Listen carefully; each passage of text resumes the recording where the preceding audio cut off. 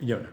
Už sa stalo tradíciou, že detský folklórny súbor Bylinky každý rok poriada posedenie pri bylinkovom čaji.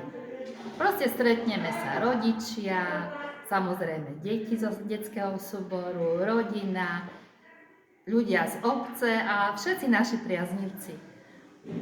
Máme pripravený bylinkový čaj, nejaké buchty a máme pripravený aj folklórny program, ktorý sa deti nacvičili a taktiež nás prídu pozdraviť aj heligonkári, chlapi z obce. Taktiež súčasťou tohto podujatia bývajú folklórne dielne. Minulý rok napríklad sme vyšívali, deti sa učili vyšívať.